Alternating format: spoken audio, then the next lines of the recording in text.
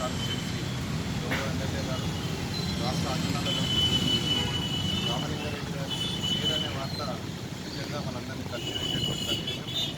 ఎందుకంటే ఆయన ఒక రిపోర్టర్గా పనిచేసినప్పుడు రిపోర్టర్ కంటే ముందు ప్రజల కోసం పోరాడే నక్సలైట్గా తను ఎన్నో కార్యక్రమాలు చేపట్టి ఆ ఉద్యమంలో పనిచేసి అందరికీ ఆదర్శప్రాయుడైనటువంటి రామలింగారెడ్డి గారు తదనంతరం రిపోర్టర్గా అవతారం ఎత్తి ఆ రిపోర్టర్గా కూడా ప్రజాసేవ ఎక్కువ చేసి తర్వాత ఎమ్మెల్యేగా గెలవడం.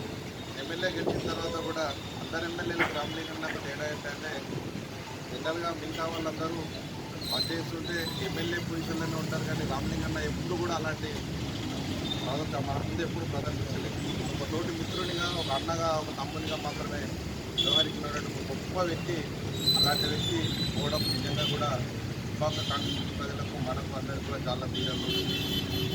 ఉద్యోగులకు సంబంధించి ఏ కార్యక్రమం ఏది తీసుకున్నా కూడా నేనున్నటువంటి ఒక గొప్ప మనసు ఉన్నటువంటి గొప్ప నాయకుడు మనం కోరుకోవడం జరిగింది. ఆయన ఎలక్షన్లో కూడా సందర్భం వస్తే నాకు పోస్టల్ బ్యాలెట్ ఇంత తక్కువ వచ్చింది, నేనేం చేసినా నేను ఏ ఉద్యోగిని ఎప్పుడు సంపాదించినానో ఆయన ఈరోజు మన మధ్యలో లేకపోవడం చాలా చింతించదగ్గ విషయం.